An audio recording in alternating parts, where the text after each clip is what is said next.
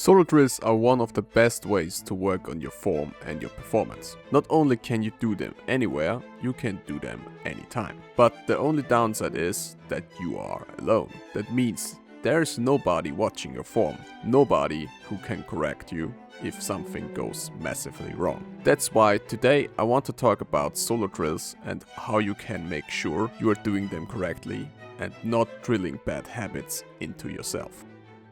The most important thing about any strike is its purpose. Nobody should draw a strike that makes no sense. I mean, why would you strike it then?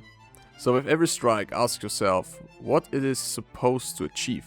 If, for example, if you want to strike your opponent's blade to the side, then you should deliver the strike in a way where this is actually accomplished. If you want to hit, then you should ask yourself where the strike is supposed to land, and whether it lands with the correct part of the blade, and whether you are able to hit with the right intensity. Could the strike go flat or become too unstable if you increase the speed? All of those things you should consider when you are planning your solo drills.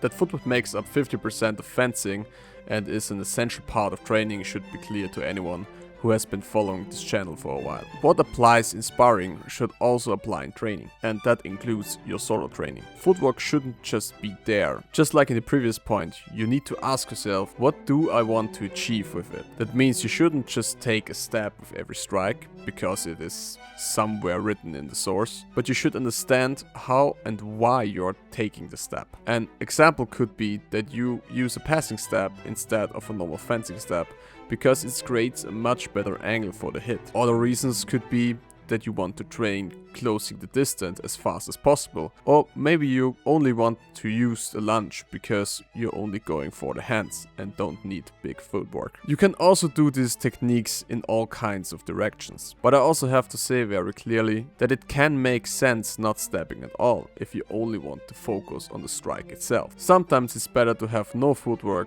than footwork that actually makes no sense. Then it's better to figure out a footwork pattern at a later point.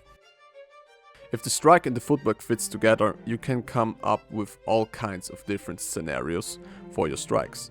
Solo drills are especially useful when they simulate situations that you struggle with in sparring. For example, if you have a problem pairing the follow-up after an attack, you can build a displacement or a defensive movement into every drill to address that weakness. It's also possible to practice simple riposte drills by starting in the defensive guard and only strike the riposte. It's also helpful if you simulate an resistance. Most opponents won't let you hit them without resistance, which means that in sparring you keep getting impacts that cause techniques and strike combinations to not work the way you train them. That's why I recommend building those impacts into your drills. One technique I like to use is to strike into the middle and not swing through.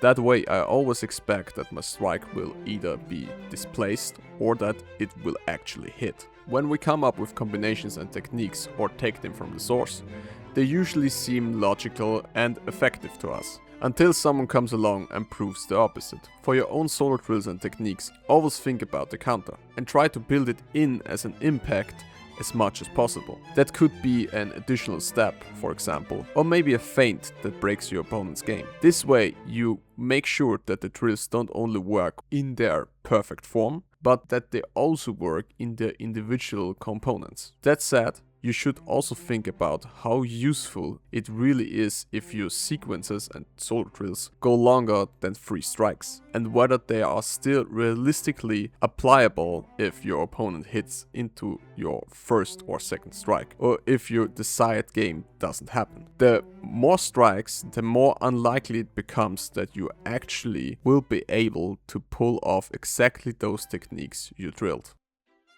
This is of course a very obvious point that most of you probably already do, but I think filming your form doesn't just help you evaluate whether something is good or bad, it also gives you the opportunity to get feedback from other people. If your camera isn't good enough or the location doesn't allow it, it also helps a lot to train these drills in front of a mirror.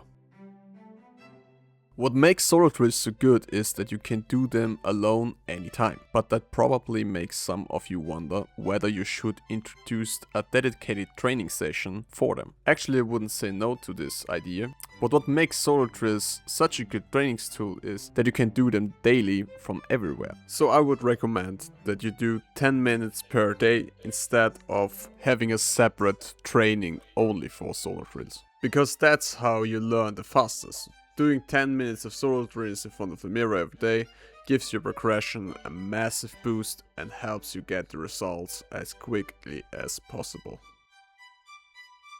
So if you don't have a coach who gives you these solo drills, or you can't find inspiration on the internet, take a look into different sources. Fencing Plays from a wide range of manuscripts offers an almost endless amount of drills you can add to your training. And at the same time, you engage with the sources and learn something about the art of historical fencing.